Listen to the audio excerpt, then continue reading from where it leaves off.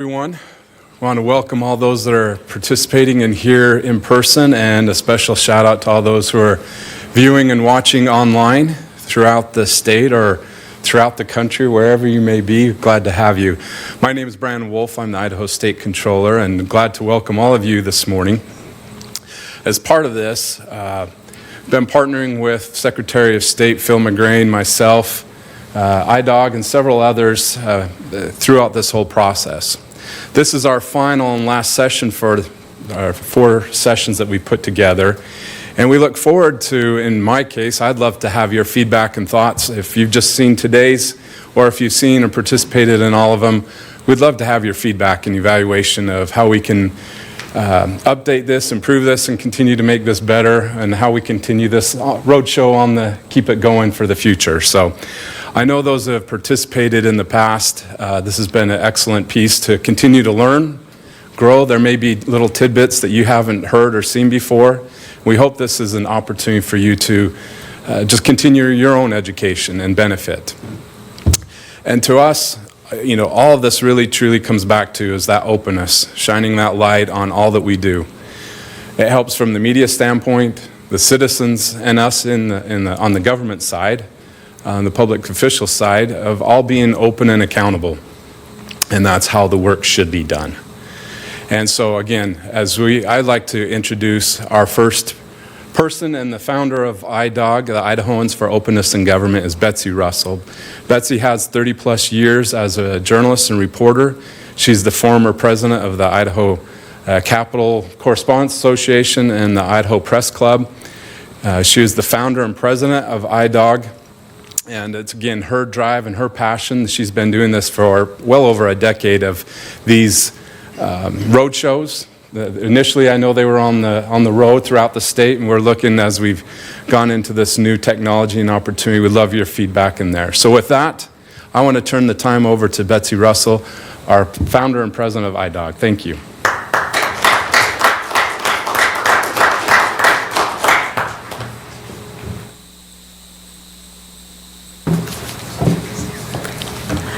Welcome, everyone. I am Betsy Russell, co-founder and president of IDOG, and we've been doing these educational sessions about the open government laws in Idaho since 2004. So we feel like we have made a difference. I think that we have heard that compliance has gone up, and there have been fewer complaints, but there remain issues, and everybody needs to know about these laws and how to comply with them. IDOG stands for Idahoans for Openness in Government. It's a nonprofit coalition and is affiliated with the National Freedom of Information Coalition. There's more about us at our website, openidaho.org. Our mission is to foster open government supervised by an informed and engaged citizenry. We believe that we all benefit when the public, the media, and government officials are fully aware of the public's rights to access government information and observe the conduct of the public's business. We will be taking questions from the audience today, and at the end of our presentation, moderators will be posing those questions to our presenters. There are 2 ways you can submit questions. You have a card that was with your handout. If you're here in the room, and you can write your questions on those cards and hold them up, and a volunteer will come take them from you and bring them up to the moderators. If you're participating online, which more than 85% of our participants today are, we have about 175 people participating today all around the state, you can submit your questions to idogquestions@gmail.com. That's IDOG questions plural @gmail.com, and the moderators will pose them to our presenters.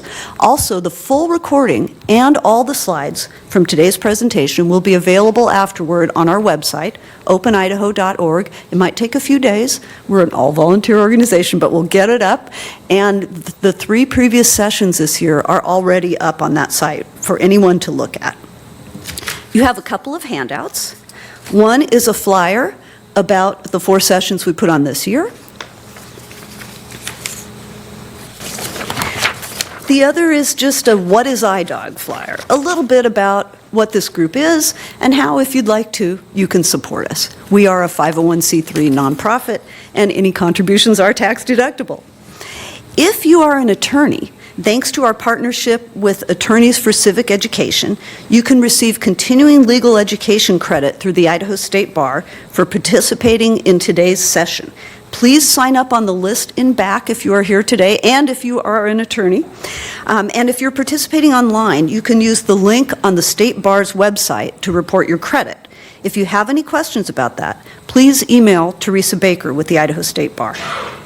We are very fortunate to be joined today by Brian Kane, who is right here, the former Chief Deputy Idaho Attorney General, who is now the Executive Director of the National Association of Attorneys General.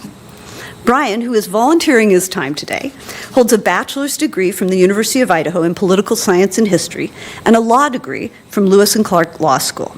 He served 4 years in the U.S. Army before enrolling at the U of I. In 2020, he was one of 4 finalists to become Dean of the University of Idaho College of Law. Idahoans around the state have met Brian as he traveled with former Idaho Attorney General Lawrence Wasden to open government seminars in every region of the state over the past 2 decades, and I went too, educating and informing local government officials, members of the news media, and the public about how to comply with Idaho's 2 key open government laws, the Idaho Public Records Act and the Idaho Open Meeting Law. In that process, he became known as the foremost authority in the state on those laws. Brian has authored legislation, constitutional amendments, and numerous legal articles.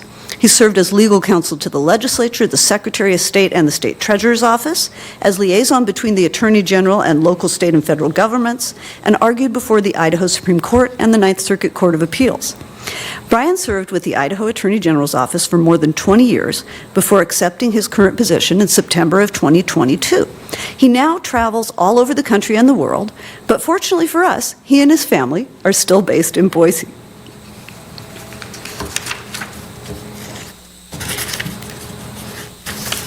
Pardon me a minute as I get my notes in order.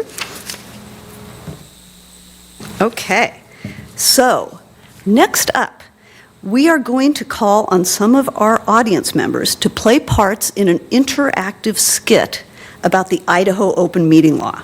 Brian Kane, who I just introduced, will be playing the role of the referee. Portraying the role of Lucky the reporter will be Tom Michael, General Manager of Boise State Public Radio. Come on up, Tom. Playing the 3 county commissioners at breakfast will be Tori Thomas with the Boise Metro Chamber of Commerce. Please come up, Tori. Caden Lincoln of Idaho Education News. Please come up, Caden. And Kyle Pfannenstiel of the Idaho Capital Sun. Come on up, Kyle. The scene takes place in a local cafe. Playing the server at the cafe is Jackie McCleve of the Idaho State Controller's Office. Jackie, please come on up.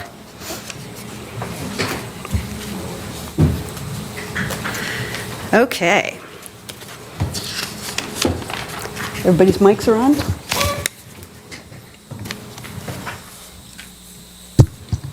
Mics are on. In this scene, we meet Lucky the reporter. Lucky, please wave to the audience. There he is. Lucky just started working for the Daily Splash last week, and this is Lucky's lucky day.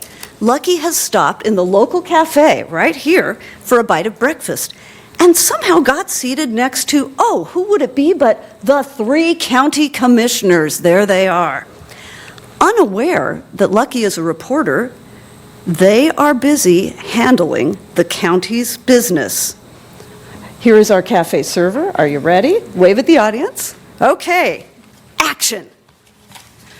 Good morning. What will you have today? Yeah, thank you. I'd like 2 eggs over easy, bacon, extra crisp, hash browns, extra crisp. No, make that tater tots, extra crisp, and sourdough toast, extra crisp, and an orange juice, no pulp. Perfect. Coming right up. So we'll pave County Line Road to Maple before the first frost. You two all right with that? I can go along if we take it a half mile past Maple. That'll get some nice pavements in front of my brother-in-law's place. I don't know, Jerry. The budget's pretty tight. I really think we need to stop at Maple. Come on, Chris. Work with me on this. I think I can help with the zoning problem on the nuclear power plant down by the wildlife sanctuary. Nobody needs to know your dad is behind it. Look, fellas, I'm fine with paving County Line Road, and it doesn't really matter to me if we stop at Maple or go all the way to Elm, but I don't want to get us in the middle of this power plant issue. We need to stay out of it and let the Planning and Zoning Commission do its job. What I am interested in, though, is what we're going to do about that county prosecutor. I think he's getting a little big for his britches. Maybe he'd get a little smarter if we cut $50,000 out of his budget. We could say we had to make the cut to cover paving County Line down to Elm. Okay, good. So where are we going to build the jail? Is Raylene willing to sell? How much does she want?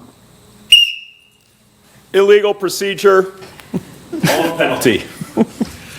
In Idaho, we have not made it illegal for a quorum of county commissioners to ride in the car across town to a funeral. But if a governing body does meet outside a posted public meeting and conducts business, they can each face a civil penalty of $250, which they have to pay out of their own pockets. If it's a second violation within 12 months, that penalty can rise to $2,500. And if it's proven that they knowingly violated the open meeting law, the penalty is $1,500, even if it's the first violation. Additionally, any action taken at a meeting held in violation of the open meeting law is null and void. The law includes a process by which a governing body can admit and cure a violation. This is not uncommon in Idaho, and when there's been a violation, it's the right thing to do. The alternatives have some very big downsides. Just so you know, this skit is based, albeit a little loosely, on an actual event that happened here in Idaho several years ago. A school board got caught doing business at a restaurant. We had a little fun with this scene, but of course, much of what the commissioners did here would have been illegal even if the meeting had been held properly and in public. Let's thank all of our actors for their wonderful performances.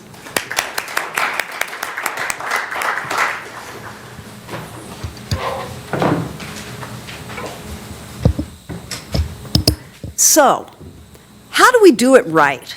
How do we comply with the Idaho open meeting law and preserve the rights of citizens to the processes of government? We are very fortunate today to be joined by Andy Snook, General Counsel for Idaho Governor Brad Little. Andy is going to help us understand how to do that. He has served in his role since the summer of 2024. He initially joined Governor Little's office in 2023 as the Associate General Counsel.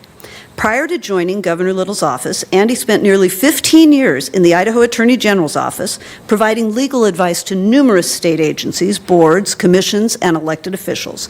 Overall, Andy has served in public service here in Idaho for nearly 2 decades, and he has an excellent grasp of Idaho's open meetings and public records laws.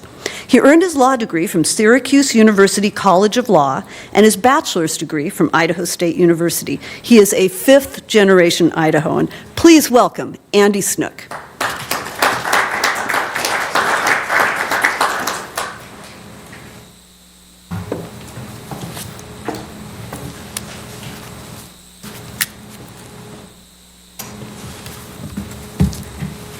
Thank you, Betsy. I'll try and speak up a little bit, I think, on the public records portion. Maybe folks had a hard time hearing me, so if you can't hear me in the back, I'm going to count on you, Phil.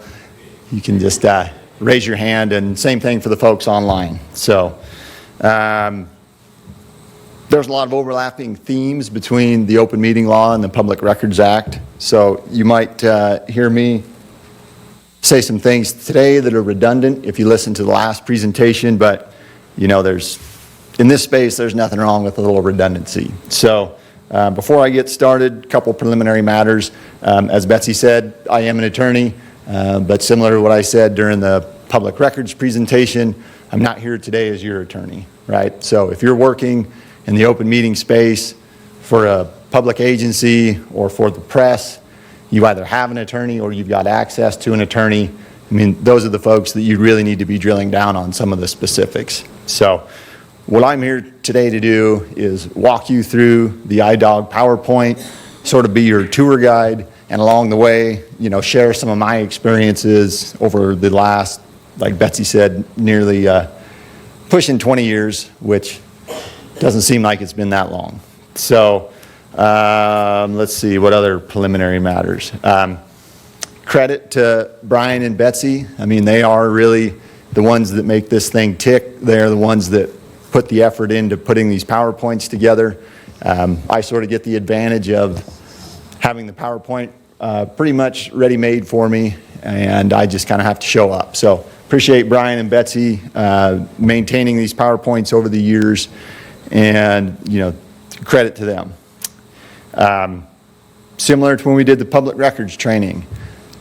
Another great resource for you guys out there, if you have an interest in open meetings, is the Attorney General's Open Meeting Law Manual. So that's been around a long time. It continues to be available on the Attorney General's website, continues to be updated by the Attorney General's office, and it really is just a great companion to the statutes, to a PowerPoint like this. So again, highly recommend if you're going to be working in this space with any kind of regularity that you have a copy of that either online or printed off or have it available.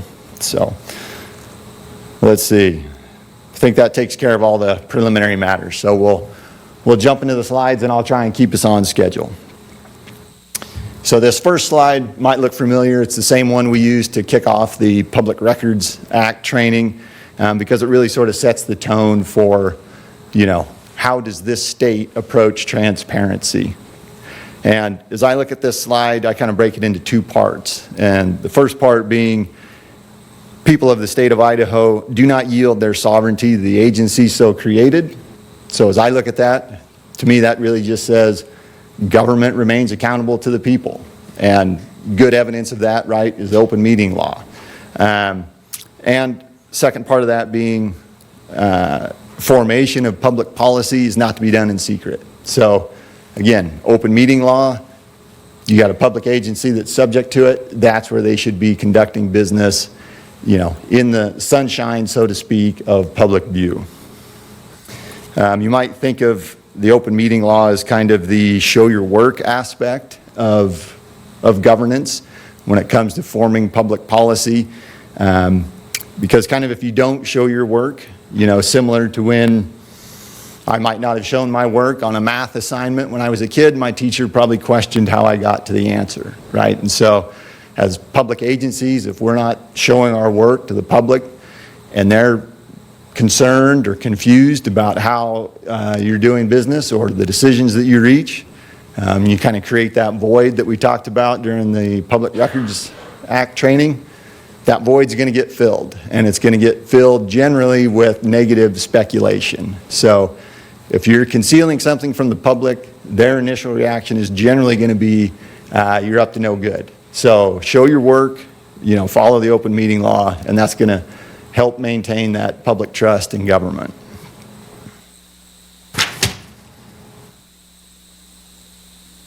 All right. From a roadmap perspective, these are kind of the 5 categories that we're going to touch on today.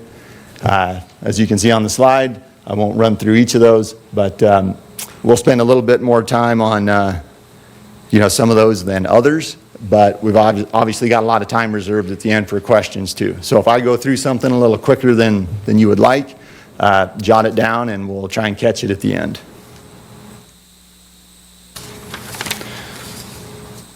All right, again, very similar to our Public Records Act training, rules of statutory construction. We're really just looking at that with respect to definitions, and definitions matter, and they particularly matter here with the open meeting law. And like we've talked about before in prior trainings, whether it's me or Brian or other folks, if the legislature defines something a certain way, that's how that provision is utilized, or how that term is utilized for purposes of the statute. So again, extreme example, if up is down and down is up, etc., that's how you have to apply the statute. We'll kind of go through these definitions alphabetically, the way they're laid out in the open meeting law statute, and each one of them kind of builds on the other. And you'll kind of see when we get to the end of these definitions that we rely on about 5 or 6 definitions to build the foundation for who's subject to the open meeting law. So the first couple here, decision, very broad. really any determination or action by a board on which a vote of that governing body is required. Now, we'll spend some time on this in other slides, obviously, but there's not a magical list out there on what decisions exactly require a vote. It might vary a little bit from one public agency to another, and it might vary on the composition of the board. You may have a board that can't even agree on how to arrange the furniture. So maybe they notice it up and they talk about it, right? So, but again, if you've got a board or a public agency that wants to take action, wants to do something official, needs to take a vote, right? Those are all things that have to be done in a properly noticed, open public meeting, not at the diner like we had in our skit. So that's kind of the decision part. Deliberation really takes decision and expands it out. Now we're talking about the receipt or exchange of information that relates to a decision. So even discussions that build up to a decision need to be done in an open public meeting.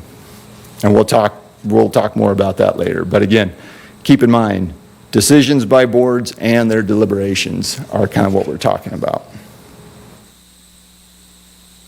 So I used the term public agency a moment ago. This is a long definition. The short version is it's basically all state and local government in the state of Idaho. So if you work for government and you're here, I would imagine that you're a public agency. One thing in this long definition to take note of, and we'll spend a little time on it in some future slides as well, are sub-agencies. So sometimes you'll have a public agency, their governing board, create subcommittee, subgroup, working group. It's not that those things are prohibited, but you need to kind of be careful with them, right? Because the transparency aspect is all of this business needs to be discussed in an open public meeting. So if you've got a board that's delegating too much of that downstream and it's not being discussed back at an open meeting, you've probably got a problem there and need to take a look at, do you really need a subcommittee? Do you really need a sub-agency, et cetera?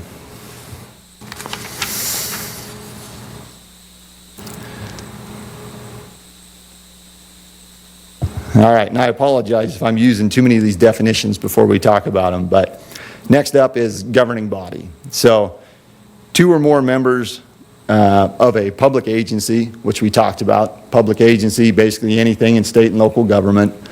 Now we're talking about governing body, 2 or more members with the authority to make decisions or make recommendations to a public agency. So again, that ties in a little bit with that sub-agency example.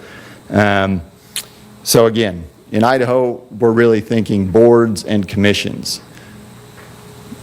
Controller's office, Secretary of State, not a board or a commission, right? Not 2 or more members to constitute a governing body. So when it comes to the open meeting law, it really is directed at governing boards and not public agencies run by a single official. We talked about, decisions or recommendations, touched on that sub-agency component. So let's talk about this meeting definition. So we've got, anytime that governing body comes together to either make a decision or work towards a decision, you've got a meeting. So, and hopefully that meeting has been properly noticed with an agenda, and we'll talk about those in a minute. And it's either a regular meeting or a special meeting. And those are pretty straightforward. If you've got a statutory requirement to meet monthly or quarterly, or you've got an ordinance that says you're going to meet monthly or quarterly, or you've adopted a yearly schedule, those are your regular board meetings. So special meeting is really just everything else in between that might come up during the year as you're conducting business. And I guess before I move on from this slide, we had the skit. That was obviously not a noticed meeting by the county commissioners, but they essentially conducted a meeting, right? Because they had convened, they're a governing body, and they were deliberating and then effectively making decisions. outside of a public meeting. So, as Brian mentioned in kind of his referee part, there's not a prohibition in Idaho about certain members of a governing body being together in a vehicle, being together at a dinner somewhere. But the big key is, and I've borrowed this from Brian over many years of hearing his presentations, is professional discipline.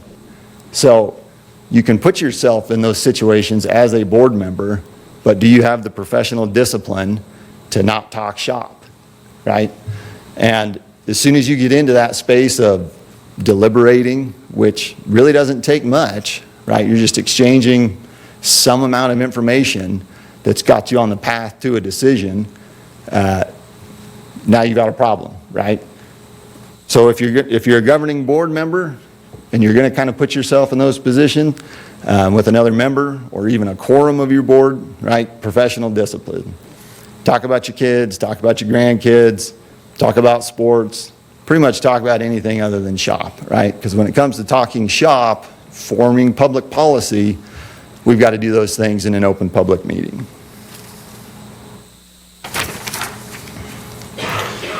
All right, so let's talk a little bit about the when and the where you post your notice and your agenda, right? So these probably seem pretty basic, and they are, but they're easy to sort of lose track of too. And then you find yourself getting tripped up with the open meeting law.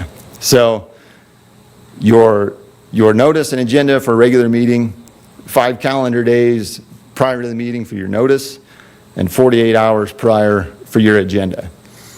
Special meetings, little shorter time frame. You're just looking at 24 hours for your meeting notice and your agenda. Now, something to kind of take note of is it's a good practice to have some sort of business record on site. It takes note of when you put that notice out in front of your building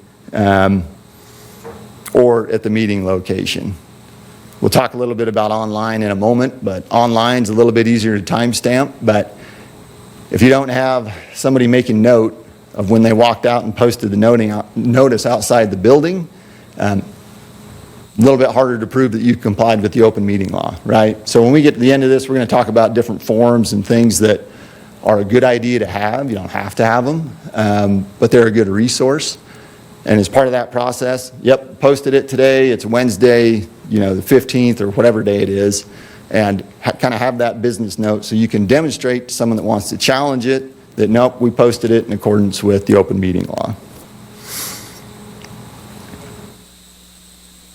All right, a couple of quick notes on special meetings.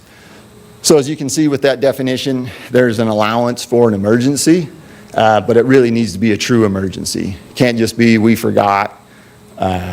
That's not going to go over well, right? It needs to be, we didn't have a meeting scheduled, but something happened in whatever space we govern, and we need to deal with it now.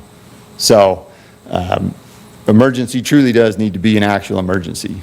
Also with respect to special meetings, because there is that short time frame, we're just talking about 24 hours, the law requires that you maintain a list of media that may want notice of your meetings. And so if you're contacted by the media, add them to a list. I've seen agencies just keep it simple and they create an email group.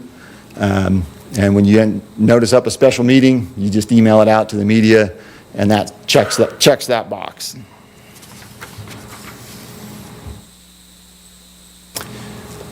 Online posting for your notice and your agenda. The law requires that if you have any kind of presence online, which pretty much everybody does now, website, social media, if you're having a meeting, it's got to be posted there as well. So that one's pretty straightforward, but again, an easy one to sometimes miss. We talked about regular meetings and special meetings. You can have an executive session only meeting, and if you do, your notice and agenda requirements are the same as a special meeting. You have 24 hours that you've got to post in advance. We'll talk more about executive sessions in the next few slides, but those notices and agendas, anytime you're dealing with executive session, they need to be very specific. And that'll be one of the themes that you'll see as we get into executive session slides. All right, so let's go back to just kind of our regular notice and agenda. So we've talked about where we need to post those. Okay, you got to post it in front of your place of business, your primary place of business, meeting location, online. So you've got your meeting notice out there in these different places, and you've also got to have an agenda, right? So you're putting the public on notice of when and where you're meeting. Your agenda tells the public what it is that you're going to talk about. So at the time you put your agenda together, the law requires that you use a good faith effort to get everything on that agenda that you think that you're going to talk about, right? But the law also allows for circumstances to change. And so if you need to amend an agenda before your meeting, there's a couple of different ways to do that. So you've got your notice out there, you've got your agenda posted, something changes and you need to make a change. If you make that change 48 hours for a regular meeting or 24 hours for a special meeting, if you do it well enough in advance of the meeting, those changes to your agenda, they become effective upon posting. Nothing further is needed, okay? We get a little bit closer to the meeting, we're inside that 48 or 24-hour window. Now those amendments need to be taken up at the meeting with a motion and a vote to approve, okay? We get all the way into our meeting and we want to make a change. Now we need a motion, a vote, and we need a good faith reason specified on the record as to why we're amending the agenda during the meeting, right? And kind of back to what we talked about with the standard for an emergency, right? To even have a special meeting can't just be convenience. So if you're amending your agenda during a meeting, it can't be the, I forgot, so-and-so left something on the copy machine. If that's the case, that's going to be an agenda item on a future meeting, okay? Okay, so before we move on, a couple more things on this slide. When you're making those amendments and you're posting amended agendas, I think agencies are well served to, again, find a way to timestamp those, put a version on it. You know, it might be amended agenda 1, version 2, et cetera. Again, just to reinforce that transparency with the public, right? Because you might have somebody from the public scratching their head a little bit if they look at the agenda on Monday and it's got 12 things on it. They look at it again on Thursday and now it's got 2, but it's labeled as the same agenda, you know, they're going to have some questions. So even if you just put amended, you know, that's going to at least give a little bit of notice to the public that, hey, this is a little bit different than what you might have seen earlier in the week. So that's my plug for kind of time stamping things, having those checklists about when you do things. Because again, we've got a lot of deadlines in here and we need to know that we've complied with them. We kind of need to know when the meter starts running, so to speak, and having some checklists in your back pocket are a good way to do that. When it comes to the description of those items on your agenda, the law is not real specific on that front, okay? So new business, old business, miscellaneous, other, those are not good things to have on your agenda, okay? Those do not put the public on notice of what it is that you're going to talk about as a governing board. So got to be a little bit more descriptive than that. Doesn't have to be a paragraph, but there's a middle ground there. And a lot of times when I used to visit with agencies on this, you know, I kind of encourage people to, you know, put themselves in the shoes, you know, of the average person out there that's got their own work commitments, their own family commitments. Have you given them enough information in that agenda for them to decide if they want to take off work or take away time from their family to get down to your meeting to listen in on what it is that you're talking about? Okay, so. If I may jump in for just a second Sure. here, based on my experience as a reporter, more than 20 years ago, I routinely saw agency agendas that just said, new business, old business adjournment. That's all they said. And since we've been doing these educational sessions, they actually have talked about what's on the agenda and what they're going to talk about. That's what the law requires, as Andy said. Sorry for the interruption. Now, gives me a break from talking, so feel free to interrupt as you guys see fit over there.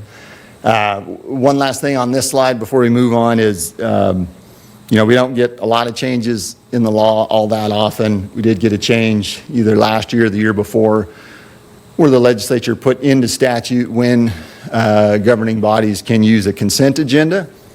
And if you may be familiar with the consent agenda, but it's basically kind of a prepackaged group of items that get dealt with kind of all at once. And so that's been a tool that's been used by boards for a long time. The legislature finally codified it, and there's a few restrictions on that. You can't package up a bunch of ordinances. You can't package up fee resolutions or anything that would need more than a simple majority vote. So there could be some items that require a 2/3 vote, that kind of a thing. They can't go on your consent agenda. Additionally, if you have a board member looks at one of those items and says, I want to pull that off the consent agenda, it comes off, and then the board considers that consent agenda minus whatever items were pulled off. And just a quick question for you, Andy, with regard to the consent agenda. They don't just say consent agenda on the agenda, it also lists the items that they're putting under it, right? Agreed, it should, right? Again, to put folks on notice, because if we didn't have that requirement, again, you would at least be perceived as concealing all the items on your consent agenda if you're not spelling them out. So to Betsy's point, you're probably going to have a line on your agenda that says consent agenda, and then below it will be several sub-bullets that list out what's included. And the difference is that they would approve them all in a single vote if one of the board members didn't ask to pull it out and take it separately, but they still have to notify you on the agenda what those things are. Yep, absolutely. All right, so moving on to action items. So in the not too distant past, that was kind of another addition to the open meeting law, was the requirement that anything that a board might vote on has got to be labeled as an action item. And again, that just reinforces the notion that if folks from the public are trying to figure out if they want to come down and watch your meeting, they need to know what it is that you might be voting on. So you might see agendas that have plenty of informational item things on it, right? And if it's not labeled as an action item, you as the member of the public know that the board is just going to talk about those items and not take any action. But if that governing body is going to take a vote on something, it's got to be labeled as that to give the public notice. And if you have added an item to your agenda during the meeting, you can't take final action on that. So again, there's always kind of this emergency exception, but again, it's not a convenience exception. That's the dam has broken, the flood waters are rising, we need to take certain action. Those are real emergencies. But again, the action item requirement, if you've got something on your agenda and it's not labeled as an action item, you cannot take a vote on it. Okay? I have another quick question for you, Andy, because this came up quite recently with regard to a governmental entity that looked at that sentence in the law that says, identifying an item as an action item does not require a vote to be taken on that item. And I read that, as most people would, as saying, if something has come up and you're not ready to vote, then you're not going to vote on that. There is an agency that actually read that as saying, oh, well, even though, since we identified it as an action item, we can just not vote and approve it without a vote, and then no one will know which way we voted. Is that legal under the Idaho open meeting law? It was pretty creative, I suppose, but no. And again, the law just requires that if you might vote on something, got to label it as an action item. You might have your deliberation, your discussion as a board, be it some sort of impasse, need additional information. You don't have to vote on it just because you have labeled it as an action item. But again, if you're going to take final action on something, it's got to be following a vote.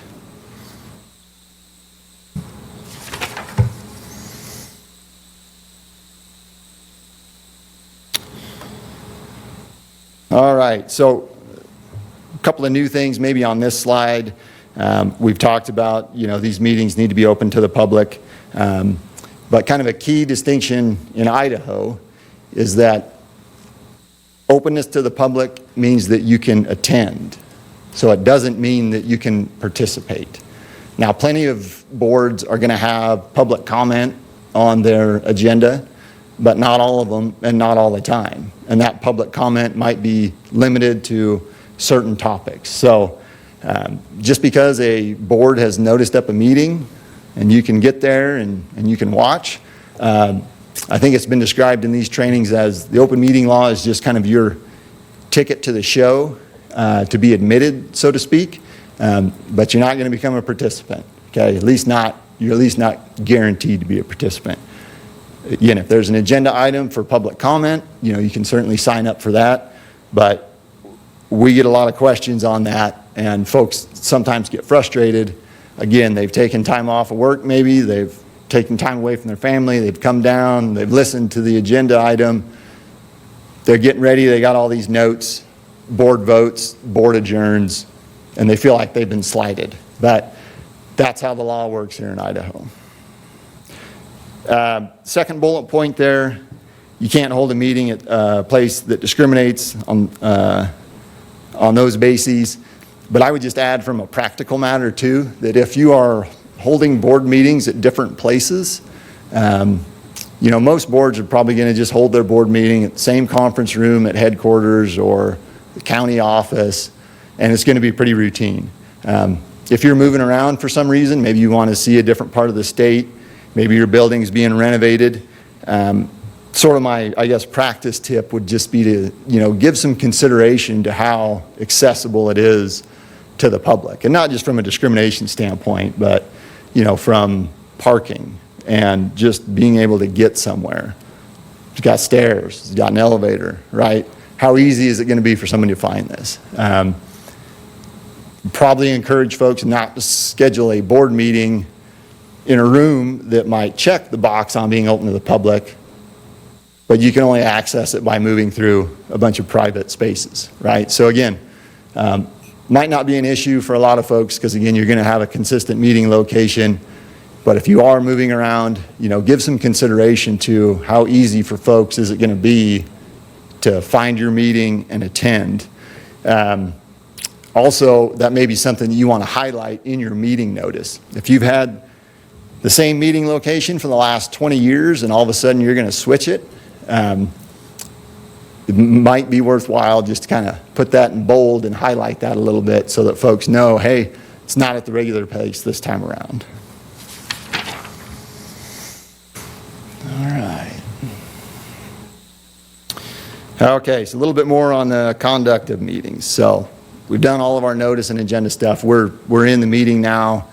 Discussions are being had, things are happening. You can conduct a meeting using what the statute calls telecommunication devices, right? So think conference calls, Zoom, that kind of thing. You still have to have a physical location for your meeting, and you still have to have either a board member or the director level person from your public agency in that physical meeting space, right? So the law makes an allowance for us to utilize telecommunications, but it doesn't allow for exclusively meetings to be conducted remotely. Something else we've emphasized over the years here is particularly if you are a board member, but I suppose this might apply if you're a member of the public, if you are participating or attending remotely, try and have that camera on, okay? If you don't have that camera on, again, it's just going to create a little window for folks to speculate about what it is that you're actually doing. Are you paying attention or are you doing something else? Are you even there, right? If you're close to a quorum and you've got one or two members remote and one of them's got their camera off, you're going to create some potential problems on, do you even have enough folks to have a meeting, okay? So cameras on is a good thing. Also, just kind of a practice tip for board chairs in that situation. If you've got members or folks from the public participating remotely, attending remotely, slow down a little bit, right? So if you've been that person trying to participate remotely, sometimes it's hard to know when's that opportunity for me to interject, right? So if you're a board chair, you're probably going to be well served to, slow down just a little bit, maybe even call on that remote board member, hey Bob, hey Jane, whoever it is, how does that sound to you? Anything for you to add, et cetera. So, and if they're in a circumstance where video is not an option, that's going to sort of be a check-in for that remote member as you go along. All right, second bullet. Board members shouldn't be texting each other during a meeting, right? You've probably seen that if you've been to enough meetings, and it's one of those things that you have now concealed the discussion from the public, right? So the whole point of getting together was to have your discussion in public. So as soon as you start texting back and forth, you've negated that purpose, right? And you've committed an open meeting law violation. So don't text each other. If you need to take a recess to handle a personal matter, there's nothing wrong with asking the board chair. Text comes in from a family member, you need to make a phone call, or you need to text them back. Take a recess, or you might even take a moment to acknowledge it, right? And the example I used to give, kind of maybe long before we had Zoom and things like that, was maybe before lunch, notes are getting passed around. 99% of the time, it was just what the board member wanted for lunch, okay? But there's nothing wrong with the chairman, as those come in, noting that for the public, so that, again, the public doesn't think that you're casting some secret ballot. You're just saying, hey, we're trying to be efficient. We're actually going to have a working lunch. We're just passing around the menu here, trying to keep the trains moving, okay? So I think if boards and board chairmen can just keep in the back of their minds that public's not a participant necessarily, but they have chosen to attend, let's keep them informed on how the meeting is progressing. And I guess just one other quick note on those text messages. If they are text messages that pertain to conducting public business, now those are subject to a public records request. So you should always be careful, what you're texting as a public official, but you might put yourself in a situation where you're saying, this is the worst chairman in the history of this board. I can't believe this is taking so long. Now you've got a public record, and you might get to share that with everybody. So just be mindful.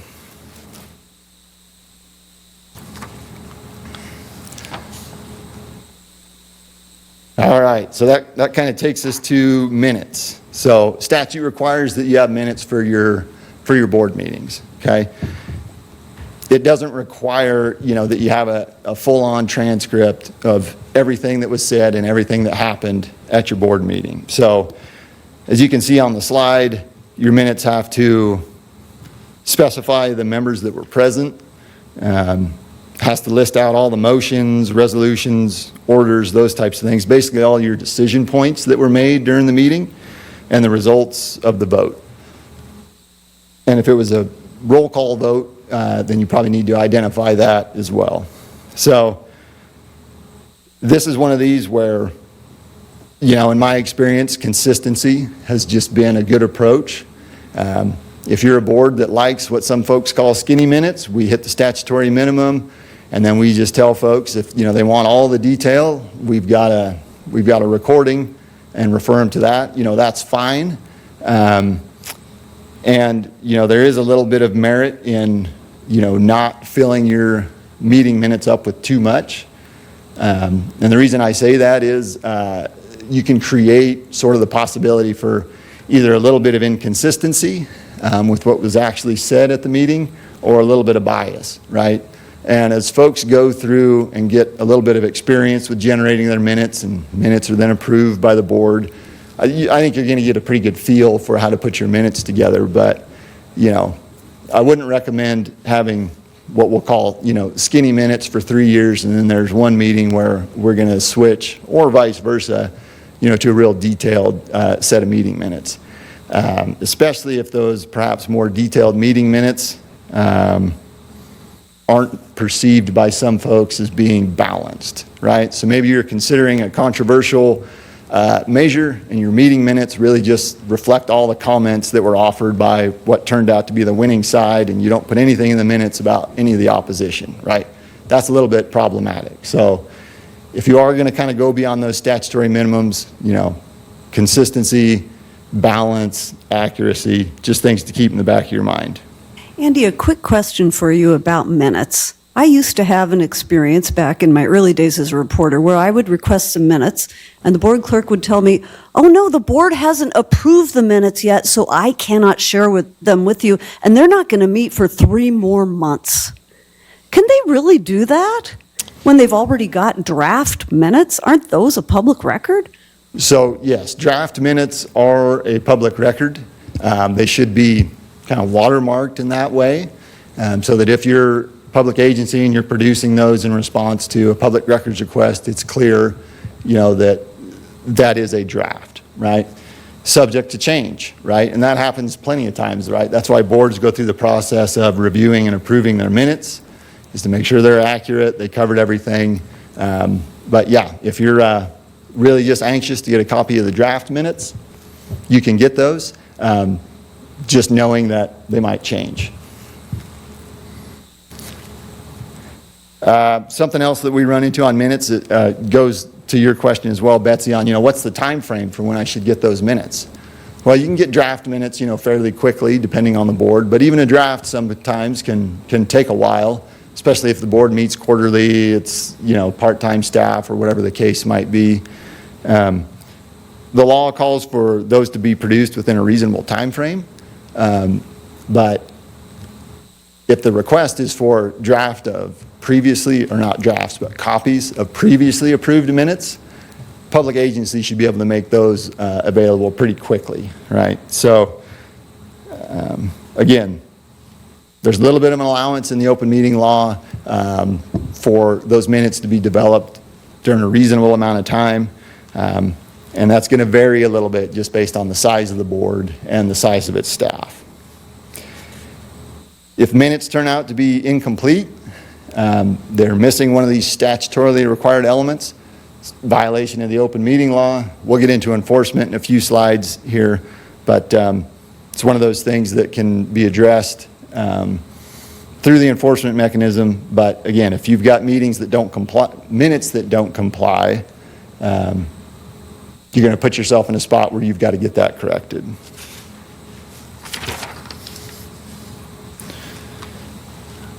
All right, we'll spend a few slides here on the hot topic of executive sessions. So I think this is always a topic of interest to folks, regardless of the decade or the political climate, right? Because it just sort of coincides with this idea of we pass these statutes, we're making governing bodies meet out in the open, but now they get to kick everybody out. So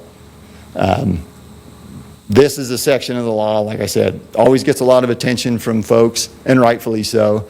But the themes here are specificity and narrow. So you'll see that as we kind of run through these next few slides. But as we work through this slide here, for those that maybe aren't familiar, an executive session is basically a closed session, where the board, for very specific reasons, can meet in private without the public, okay? The motion to get into executive session has to be very specific. There's a statutory framework for reasons that you can go into executive session, and the agenda that you posted in advance of your meeting and your motion have to recite that very specific reason. Because we're going into a closed session, right, that's kind of contrary to this openness concept, not only does the motion have to be specific, like I said, it's got to be a roll call vote of your board members, and it's got to be a 2/3 vote of the governing body, okay? So it's not simple majority, it's not a voice vote, it's a little bit higher standard because, again, we're going into a closed session. A few practice tips that I guess I'll offer here, but I'm going to touch on them again because this is an area where, again, where redundancy I think is a good thing. agencies have been served well by short executive sessions. The longer you're in there, that does a couple of things. One, just going to add to the speculation of the folks sitting in the hallway. Speculation or frustration. Again, you've got someone who's taking time out of their schedule to come and see how you conduct business, and now you've got them sitting out in the hall, okay? Or maybe there aren't even chairs out there and they're just standing out in the hallway, right? So be quick about it. Executive session should be very focused and very deliberate when you get in there. The other thing a short executive session does is it keeps you as a board from drifting all over the place. They're very specific topics that you're allowed to get into executive session for. And the longer you're in there, the more likely it is that your conversation is going to start to deviate from the actual reason why you went in there. And, you know, in that regard, you know, sometimes you need a little bit more time in executive session, and that's fine. What I'm talking about is general principle, you know, to try and maintain that public trust. So keep them short, timestamp them, include that in your minutes, don't drift, and maybe most importantly, you need to, as a board, empower everybody that's in executive session to be the traffic cop. Not just the board chair, not just your attorney, if your attorney's in there, but everybody. So everybody in that executive session needs to be comfortable and confident with saying, hey, I think we're getting off topic, or hey, I think we've said all that we need to say on this. Let's go back out into the open session, take up our vote on this, okay? Again, I think empowering everybody to do that really going to serve your agency well. These next few slides will touch on some of those reasons that you can use to get into executive session. These two here, the first one, if your governing body is considering hiring a public official or employee where you're going to evaluate the respective qualities of that individual. So again, this falls right into that being very specific bucket. So you can't go into executive session to say, gee, what would we like in our executive director? What are some of the traits we're looking for? It needs to be, nope, we've received these applications and we're going to go into executive session to discuss, you know, John, Jane, so on, specific people, specific qualities. Do we want to hire them or not, right? So again, very specific to specific individuals, not general to the position. Kind of the other side of that coin is if you've got a complaint that you need to consider, complaint about the performance of one of your employees as a board, again, you can go into executive session to discuss that very specific complaint about that very specific person, but you can't drift into, all right, aside from John's performance, you know, generally, you know, how do we want, you know, our program to be run in the future? That part of the conversation needs to be out in the open.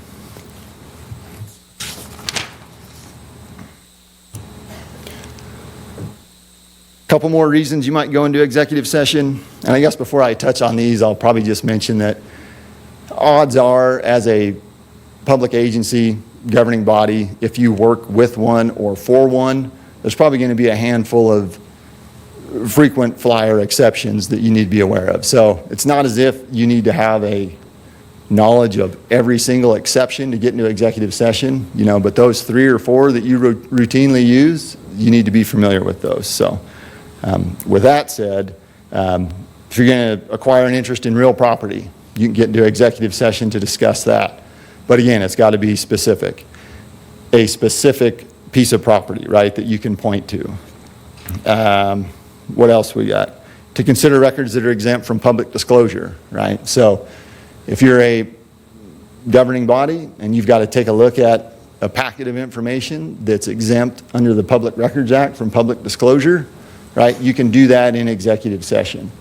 But again, it's going to be important where your discussion goes after you've reviewed those documents, okay? So it's not a free pass just to say, well, this is exempt from disclosure. We're going to go look at this document and then have a wide-ranging discussion. It's got to be narrow. It's got to be specific. Other exemption there, negotiations of trade or commerce with another governing body. can take a look at that if that applies to you. Okay, next slide, communicate with legal counsel. Okay, and this is kind of your litigation exception. Because again, this subsection F that we have on the screen here, this is to communicate with legal counsel on either pending litigation or something that's imminently likely to become litigation. So, doesn't mean you can't talk to your lawyer about non-litigation things, but you're going to need to use potentially a different basis to get in there.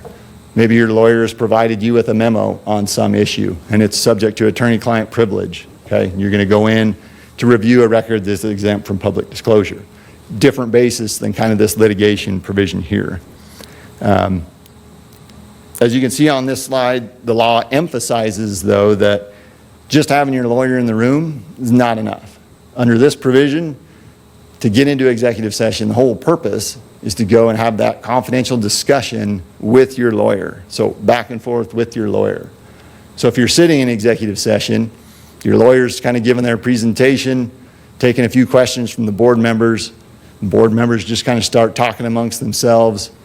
Hopefully the attorney or one of the other sort of traffic cops in the room interject at that point and they say, sounds like we've got everything we need from our lawyer on this one. Let's go back out into the open session.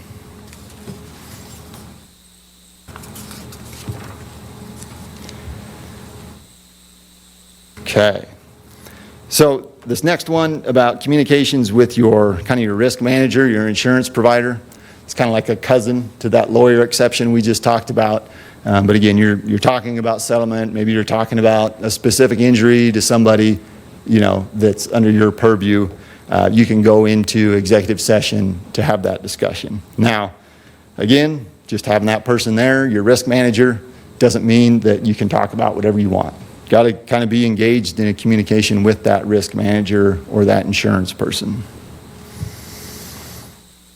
I'm not going to spend a lot of time on the labor contract matters. I think you'll know if that applies to you. So, you know, if it does, be familiar with it.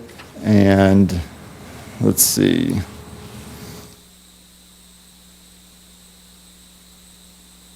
Kind of a closing slide on executive sessions here where, again, policy set forth by the legislature is business is conducted in the open. Policy is formed out in the open. So those requirements to get into executive session, the legislature and the courts have all acknowledged that those need to be narrowly construed, right? So if you're sitting around a table trying to figure out how to get into executive session and it's not obvious that you can get in there, you've probably got a problem, okay? So hopefully that's a discussion that involves your legal counsel, right, or somebody that's familiar with the open meeting law, okay? But if you can't neatly fit into one of these exceptions, you probably have an issue that you need to thoroughly vet before you post that agenda, before you get into that meeting. And again, I'll offer some of those points of redundancy about, you know, kind of have that shot clock going in the back of your mind when you go into executive session. Take those timestamps, right? Went into executive session at 1:48, we came out at 2:10. You know, no decisions were made and, you know, refers back to, you know, what's in our motion and our agenda on why we went into executive session. And if I didn't hit on it enough, you cannot make a decision in executive session. Once you're in executive session, really the only decision you can make is to go back out into open session. Everything else at that point is merely discussion, review, deliberation. But when it comes time to make a final decision, you got to do that out on the open record.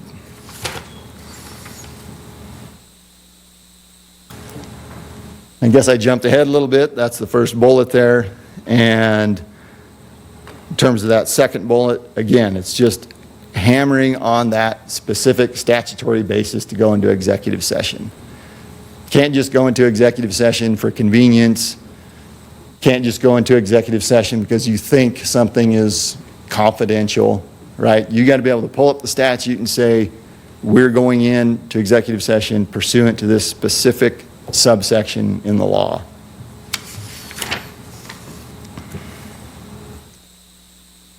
We had a slide on labor negotiations, unions. We'll see if we get some questions on that. Again, it's not one that I've spent a lot of time on over the years.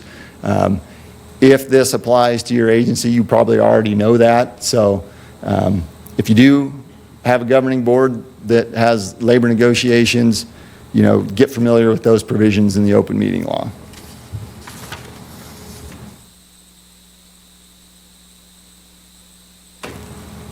All right, we've made it to enforcement.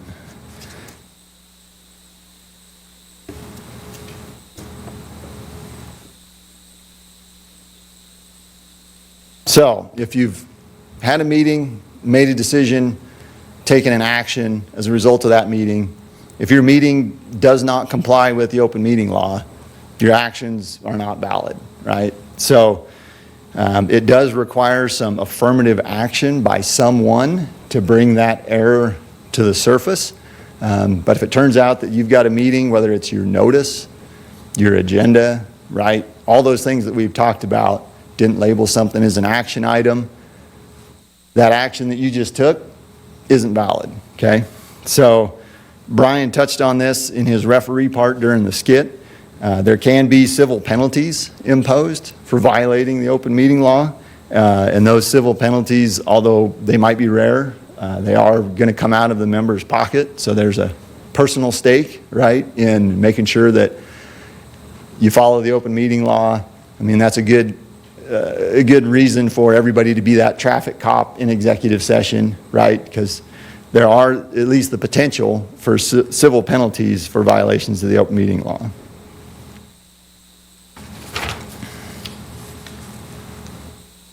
So who enforces the open meeting law? If you're at the state level, it's going to be the Attorney General's office. If you're at the local level, it'll be your prosecutor's office. Now, and there's also essentially a sort of a public aspect to that, right? Any member of the public can basically approach a governing board and say, I feel like you violated the open meeting law and here's why. Similarly, that same person can take that complaint to the appropriate either Attorney General's office or the prosecutor's office. And it's probably also worth noting that maybe you're a member of the public, you're not familiar quite with that distinction between the AG's office and the prosecutor. If you go to one and you were supposed to go to the other, that particular office should be pointing that out for you and almost undoubtedly will. So the Attorney General's office and those prosecutor offices are good resources when it comes to open meeting compliance.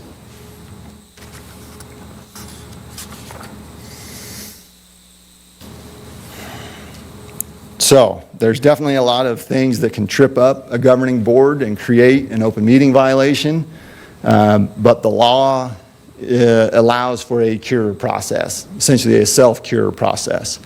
And part of that is probably because I think the law recognizes that plenty of governing boards out there are volunteer, they're part-time, they're having their meeting at 8 p.m. at night after they've worked all day. So sometimes mistakes are going to be made, I suppose, is what is built into the open meeting law. But those mistakes need to be recognized and they need to be cured, right? So as you can kind of see on this slide, an agency, they might come upon the fact that they violated the open meeting law by themselves, right? They conduct their meeting, they think back on it, they go to the next meeting and they're like, hey, we think we did something wrong on this prior meeting. Let's talk about it. Let's figure out if we had an open meeting violation. So it can sort of be brought to the board's attention by its own members. It can be brought by that member of the public that I just talked about earlier. There might be a complaint that's submitted to the board saying you guys didn't follow the open meeting law and here's why. And you also might be, as a board, getting that letter, right, from the Attorney General's office or your prosecutor saying, we got a complaint about X, Y, and Z, and we're bringing that to your attention as a board, for you to deal with. So there's an initial window of 14 days that a governing board has to look at the situation itself and make its own determination if it thinks it needs to acknowledge an open meeting violation. Okay, so You're a governing board, you've got a potential violation on the table, you've got 14 days to figure it out. And for those boards that we talked about earlier that might just meet quarterly or monthly, that means you're going to have to call a special meeting, right? Because you can't just say, well, we're not meeting for 30 days. You've got to take advantage of that cure period within that 14-day time window. So if, as a board, you're considering the complaint, again, whether it's external or internal complaint, you've got those 14 days, and in order to cure it, if you decide that you've actually violated the open meeting law, you have to acknowledge that you actually violated the open meeting law and essentially redo whatever it was that you did at the meeting that didn't comply. Now, one of the things that's hard to do sometimes is to get folks to admit that they're wrong. It's kind of like getting people to apologize sometimes, right? So if you're a board and you're curing an open meeting violation, you've got to come out and say, we violated the open meeting law, but here's how we're going to fix it. You can't hedge and say, we think we violated the open meeting law. If we violated the open meeting law, it's got to be an acknowledgement. If a governing board doesn't address the complaint within 14 days, it's deemed denied by that board. So it's essentially viewed as that board saying we didn't do anything wrong. And that also could be the outcome when the board takes up that complaint. They might look at it and say, no, we had everything, everything was proper for that meeting, and we're not going to acknowledge an open meeting violation. Now, if you're going to do that, it really helps to have those forms and checklists and different things that say you did everything right, okay?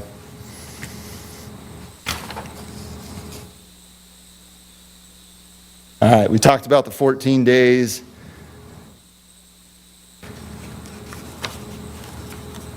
See if we got anything else on enforcement real quick.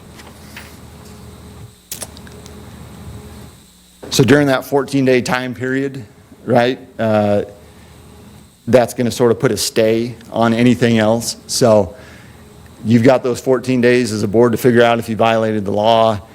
During that time frame, civil penalty can't be assessed. But again, that 14 days is going to go quick. So that's really just an informational slide.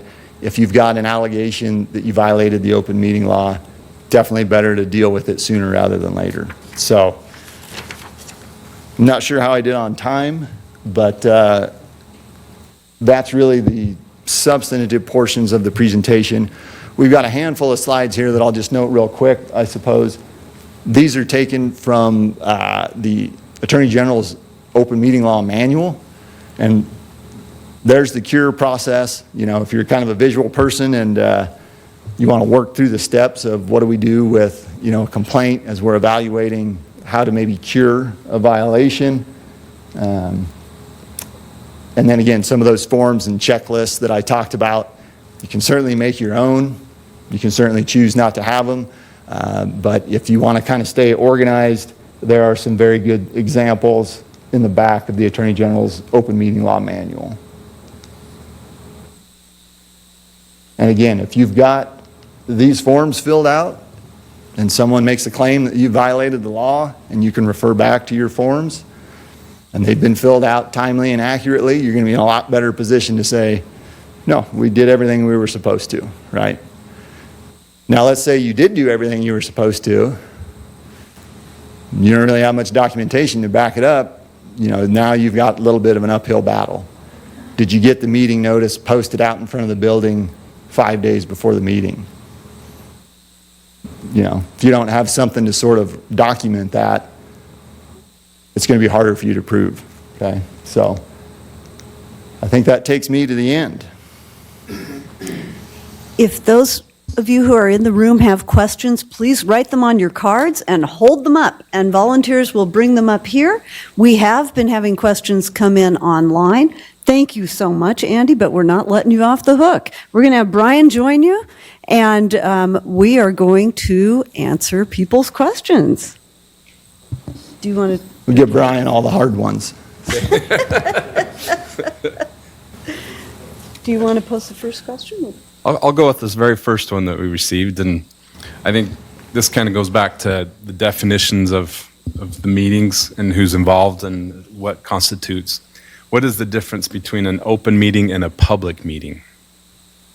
For purposes of what we're talking about, really nothing. So you could have a public meeting with an executive session portion, right? And then I suppose that's not open. But I guess as I'm working through this and I say open meeting or public meeting, at least I'm talking about the same thing.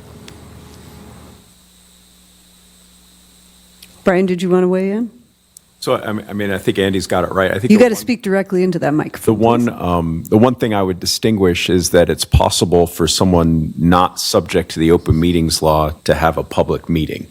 And so, for example, like an HOA or a church group or a 4-H club or something like that, like they could have a public meeting that isn't subject to the open meeting law. And so there's a subtle distinction there. Right, that doesn't mean that they can't be open, but you can't hold them to the provisions of the law. Here's our next question that came in online. Do these rules apply to quasi-public agencies like housing authorities?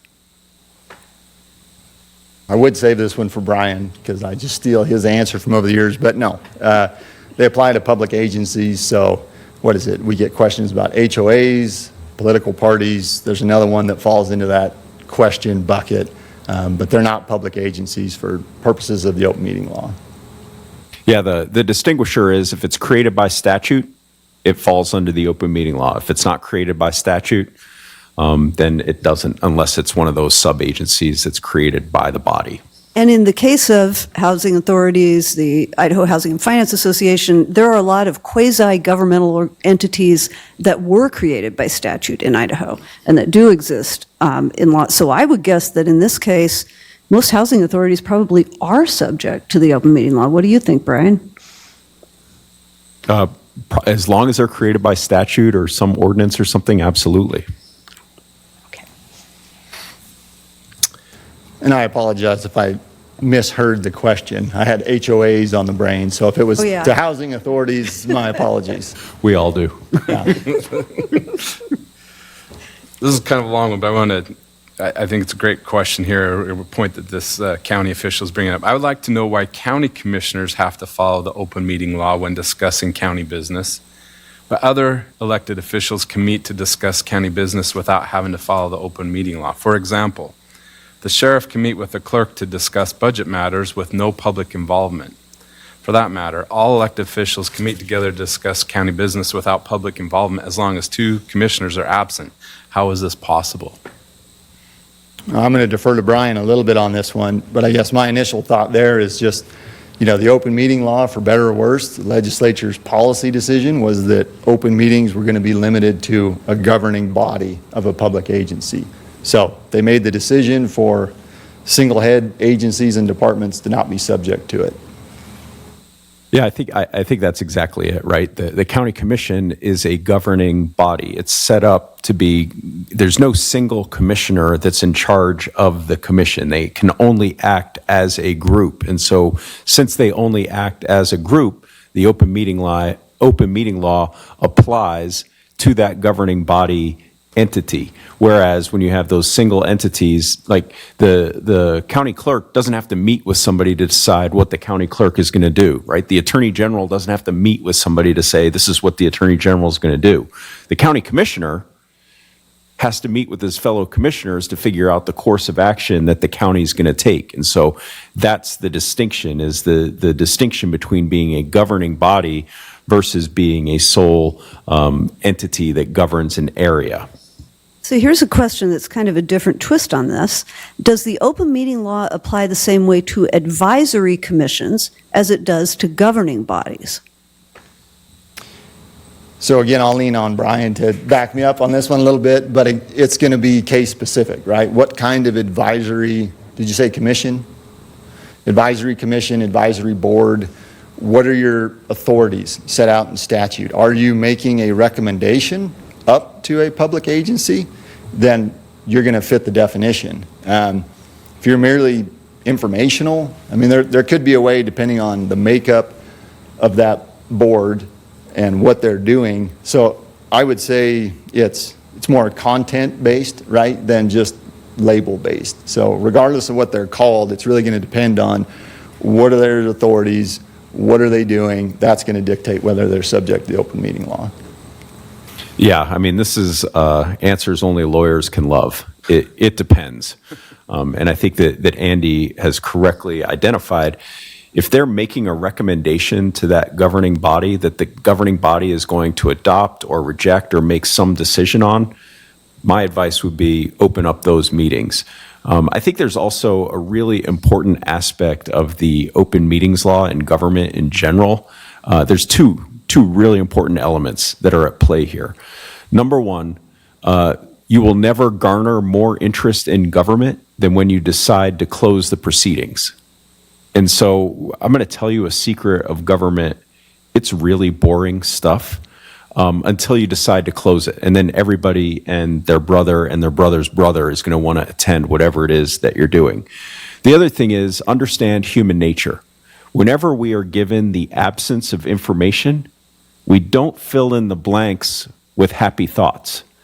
And a perfect example of that is I'm looking out at the audience and I see a lot of folks that I think have children or grandchildren or nieces or nephews. If your child is supposed to be home at 11 and they don't walk through that door by 11:05, do you think, oh, they're just being inconsiderate and they're not calling home and letting me know where they're at? Or do you think, oh my gosh, they've been abducted by aliens and the probes have begun? And I think that that's one of the things to always think about is, as government, if you want to inject confidence into your proceedings, more information is always better. Because whenever you withhold information, we as citizens, as human citizens, are naturally going to fill in those blanks with negative inferences. And so always err on that side of transparency and information. If Zoom is permissible by law, so long as the meeting also occurs in a physical location, can those above the board chair set the expectation that all members attend in person and Zoom is only permissible under extenuating circumstances, which they approve or deny?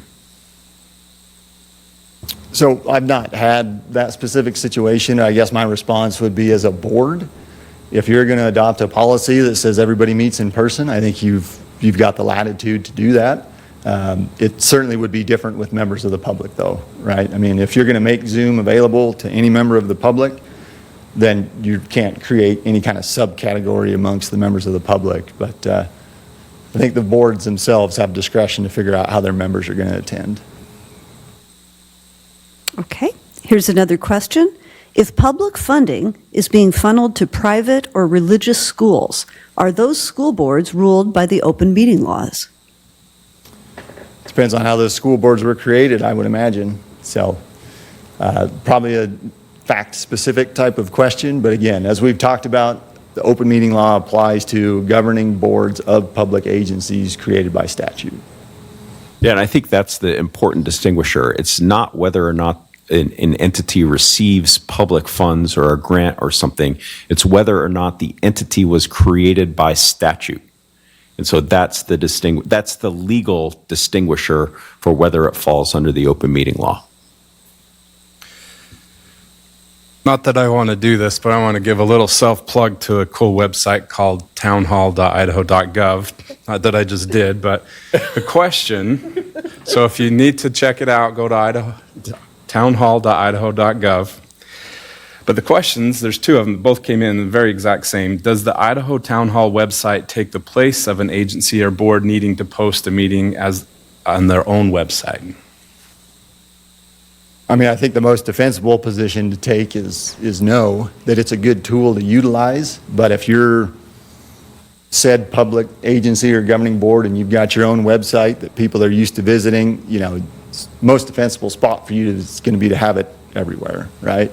Town Hall, Idaho, your own website, your meeting location, your headquarters, right?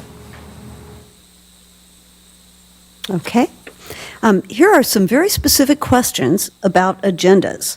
First, can a governing body bounce around on their agenda or go out of order without first amending the agenda? So I guess my reaction to that is if you have an agenda that says at 9:05, we're going to do X, Y, and Z, that's a little bit more difficult to deviate from. But what I've seen agencies typically do is they may not assign a specific time. That's not required.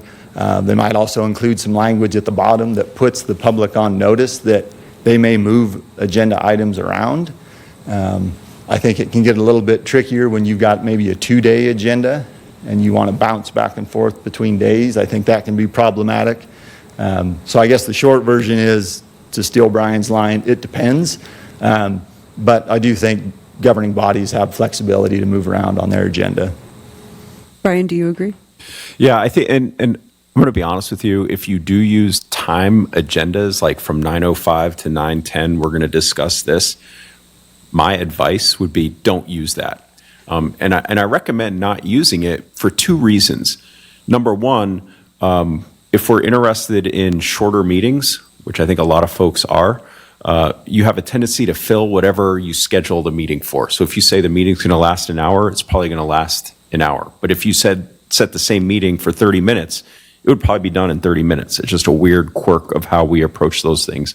The other issue always becomes, and we've gotten questions on this over the years, is, well, if you schedule 9 o'clock to 9:15 for an item and you finish that discussion at 9:05, do you have to sit there and wait until 9:15 to take up the next item? Because that seems a little crazy. And so to me, you're just creating a headache for yourself by having those time-stamped agendas. I think the other thing, and again, this is a scenario where more information is your friend. If you're going to jump around the agenda, it's okay. Tell folks why you're doing it, though. Like, for example, and this happens a lot of times in Idaho, maybe you've got like a weather event, and so somebody was supposed to be there at the start of the meeting, but they're late because of traffic or snow or whatever, and so they can't get there till later in the meeting. Just tell folks, we were going to take up this item now, but our main presenter can't be here for another 5 minutes, so we're going to jump to this item, take it up, and then we'll come back to this. And once you do that, again, right, folks aren't filling in negative information and they understand why and when and how you're doing things.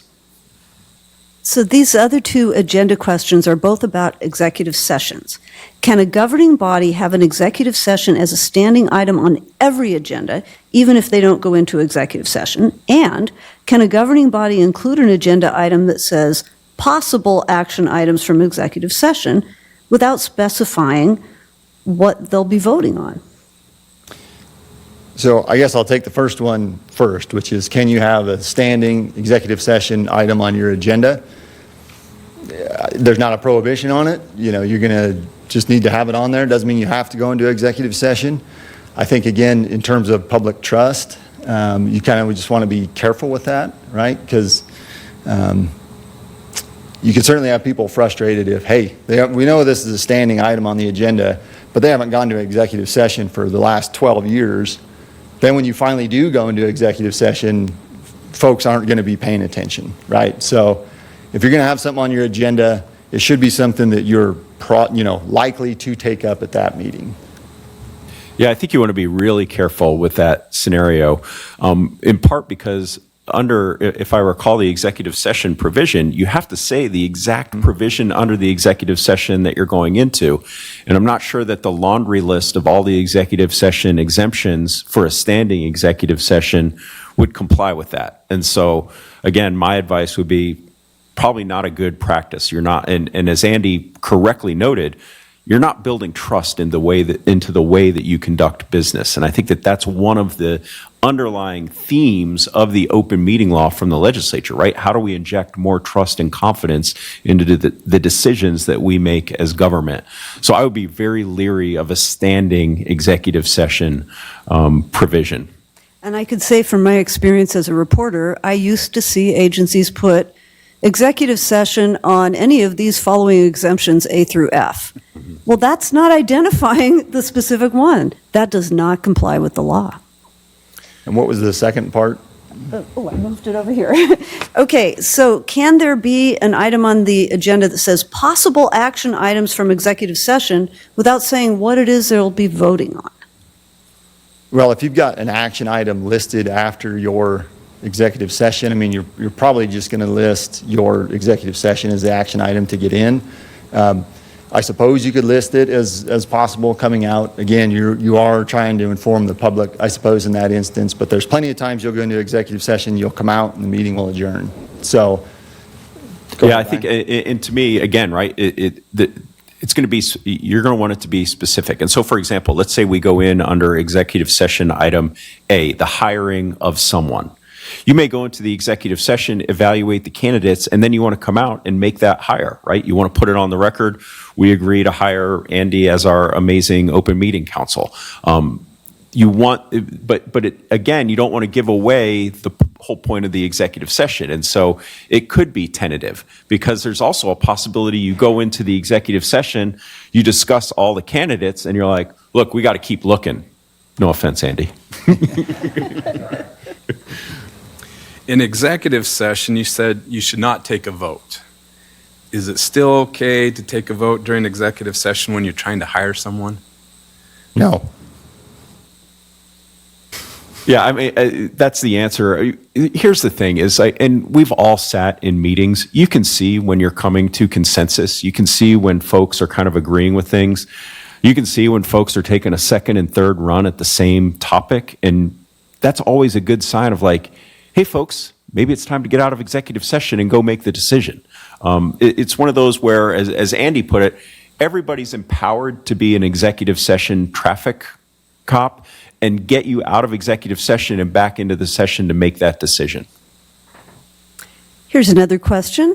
Does the exemption for hiring someone to go into a closed session apply to, quote, hiring advisory board members? Should that be done in an executive session? Good question. I suppose it depends on what the makeup of that advisory board is, right? Are you really making hires, or are you making appointments? Are those appointments competitive? You know, because I think part of the reason for that exemption, right, is to sort of protect the folks that you're considering for employment, especially if you're not going to hire them. So that one definitely sounds a little bit unique, but again, I think it kind of depends on what is the governing body that we're talking about, and what is the scope and powers of the advisory board we're talking about. Do you agree, Brian? Because I would have a different take. I would think that those would not be executive session items, because appointing advisory board members is a matter of public record. That's not a confidential matter.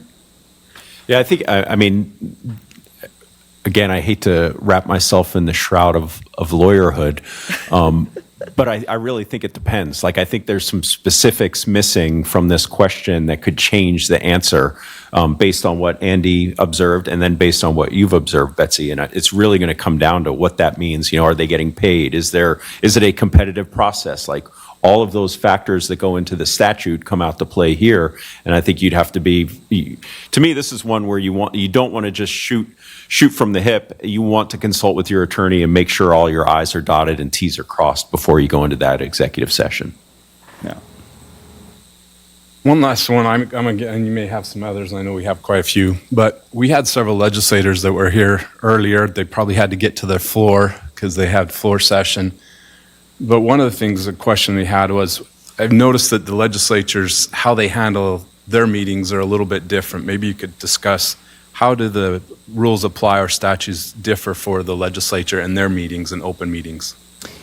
Well, I'll tee this one up for Brian, but certainly the legislature operates largely pursuant to the rules that they've adopted for their respective chambers. You know, so you'll probably see some differences in how they operate, but Brian, as the guy that advised the legislature for years, I'll defer to him to fill in some of the blanks. Yeah, so under Idaho's Constitution, Article 3, Section 9, the legislature has the ability to set its own rules of proceeding. Each chamber has done so. The House has a set of rules. The Senate has a set of rules. But if you look through those rules, they track very closely with the open meetings law, with a few exceptions. A couple of the exceptions would be they don't have as lengthy of a notice process. And in part, it's because if we had to wait 5 days for every legislative, for those of you that already think the legislature here is too long, if we were waiting 5 days for every meeting, it'd be even longer. And so there's little things in there that are different, but they generally adhere to those, to the open meeting law requirements. They just do it in a slightly different way. Here's one more. You can't take final action on a meeting item that was added to the agenda during a meeting, and actually, I'm not sure that's correct, but can you take action on a meeting item that was on the agenda but was greatly amended? Might have to hear that one again. Okay. If you have added an item to the agenda during a meeting by going through the voting process to add an item to the agenda, which includes the justification for doing so, can you take a vote on it or not, a final vote? And can you take a final vote on an agenda item that was amended during the meeting? So I guess I'll take the first one. So if you're adding items to your agenda during a meeting, you've done it properly. My understanding of the law is no, you cannot take final action on that item. So you can make progress on that item unless an emergency exists, right? So you need an emergency present in order to both add an item during a meeting and take final action on that item. Got it. I think this one final one is a follow-up maybe to the discussion on the executive session. If action items made after executive session are anonymized, what is the point of making that decision in an open meeting? For example, maybe the board voted to discipline a doctor, for example, say this is a board of medicine, and they want to discipline a doctor without identifying them. Well, I think when it comes time to actually finally making that motion, it won't be anonymous. But for purposes of a placeholder on your agenda, until you're ready to make that discipline, I think you can list an agenda item that says, disciplinary action on licensee following executive session. So I think your agenda item can lack that information, but when you actually go and make the motion, it's probably going to be specific to the individual. Yeah, and I think that there are scenarios where you do have to, like you go into executive session, you have a discussion, but you want to authorize action afterwards, right? And so, for example, within certain professions, there are private reprimands that are part of the disciplinary process. And so you would protect the identity of whoever that is to protect the disciplinary process. Similarly, within the litigation context, you don't come out of an executive session and say, oh, we've authorized our attorney to resolve this case for up to $150,000. If you come out, now the case is not going to be resolved for less than 150. Right. And so to me, there's certain scenarios, and it all depends on what the scenario is when you go into the executive session, because they aren't all treated the same. And I think that what the open meeting law does is it tries to strike that balance of saying, hey, we recognize that this is a necessary part of how a board conducts business, but we also balance that with the need for, at times, to keep that business anonymous, even though the public is informed that that business is being transacted. And perhaps one value for that is showing the public that that board's doing its job, and it is taking action to discipline a doctor, even if at that point it hasn't been publicized which doctor. If I can, Betsy, Mike, you had a question. I just had a comment. Brian was talking about the legislature. There are also constitutional provisions.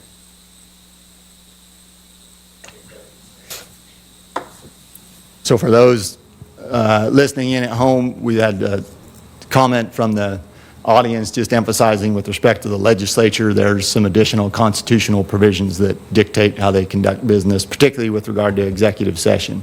Did I capture that? Yes. Okay. Okay, well, I want to thank both Andy and Brian for answering all your questions. Let's hear it for both of them.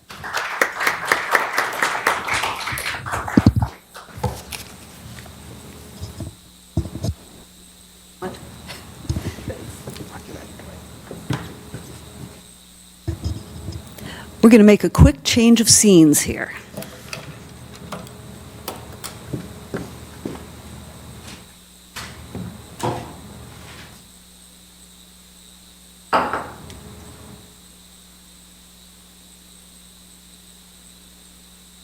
And now I'd like to call up the actors for our final skit. Once again portraying Lucky the reporter is Tom Michael of Boise State Public Radio, and portraying Trusty the city clerk is Jean Henscheid of the League of Women Voters. Come on up. You can take your seats over here in what is now the city clerk's office. It may seem like just a few minutes since we met Lucky the reporter, Lucky, please wave at the audience, who had stumbled upon an illegal meeting of the county commissioners at the local cafe, but actually 6 months have passed and a lot has happened. Lucky wrote the story about the deal to pave the road to the commissioner's brother-in-law's place, revealed that the chairman's father is the secret owner of the proposed nuclear power plant by the wildlife sanctuary, and of course, made a big deal out of the illegal meeting at the cafe. The commissioners were each required to pay a $1,500 civil penalty for knowingly participating in an illegal meeting and are barely on speaking terms with the prosecutor, who referred the complaint to the Attorney General. Lucky received the prestigious Golden Gotcha Award from the State News Editors Association and the cold shoulder from just about everyone at the county. Lucky also developed a healthy skepticism about just what our public officials might be up to. Now, Lucky is on the City Hall beat. This scene, right there, happens in the hallway outside the City Council chambers. Mayor Luther Burbank and the Watertown City Council are in the chambers meeting with City Attorney Abe Lincoln. They have convened in executive session behind closed doors to consider Litigious Lyle's offer to settle a lawsuit. Litigious Lyle is the guy who freaked out when a city snowplow leveled his rose bushes and nearly crushed Pookie the Pomeranian, causing Pookie to have recurrent nightmares to this day. Lucky the reporter finds Trusty the city clerk in the hall outside the meeting room. Action! Trusty, are they still in there talking about Lyle's lawsuit? Oh, hi, Lucky. Yep, the city council is still meeting, and you shall not pass. Okay, I don't know about these closed meetings, Trusty. It seems illegal to me. Come on, Lucky. You know as well as I do that the open meeting law allows executive sessions to communicate with the city attorney in pending litigation. And it says right on the agenda that they are talking about Lyle's lawsuit. Well, maybe, but it just doesn't seem right.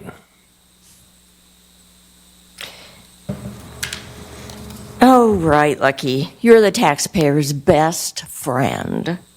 It would be a great help for the Watertown Daily Splash to print that Abe Lincoln says we should settle for $50,000 or $75,000. That way, litigious Lyle could learn that the city is ready to pay $25,000, more than he would have eagerly grabbed. The public has a right to know, but not if it hurts the government's ability to negotiate with hostile litigants. If and when there's a settlement, you will be the first to know. Okay. Well, I'll be ready to write that story. Upon further review, the play has been upheld. The open meeting law allows executive sessions, but strictly limits the circumstances under which an executive session is permissible and requires proper notice on the agenda. It also requires proper procedure to enter an executive session and close the doors on what otherwise would be a public meeting. In addition, Idaho Code Section 742062 states that exceptions to the general policy of open meetings shall be narrowly construed, and that same section makes it a violation of the open meeting law to change the subject within the executive session to one not identified within the motion to enter, or to any topic for which an executive session is not provided. So a legitimate executive session can't drift into other topics. For all public agencies, executive sessions are permitted only for the specific purposes listed in the law. Any other discussion in executive session is prohibited. Trusty tried to get away without us thanking her, but we are not going to allow that. Let's thank our actors for their fine performance today.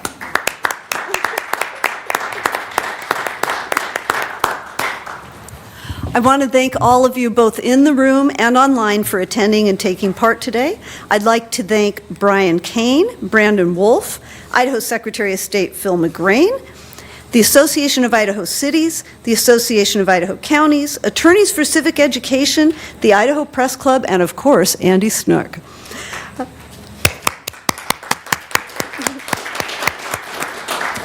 Please refer to IDOG's website, www.openidaho.org, to find the recordings and the presentations. That site also has a legislative bill tracker for open government legislation, resources about open government laws in Idaho, and open government news items from around the state. A reminder, if you need continuing legal education credit, which is only available to you if you are an attorney, make sure that you sign up or contact the bar. And if you receive an email, it is an evaluation survey about these sessions. Please fill it out. It's not just spam. Thank you so much for joining us today.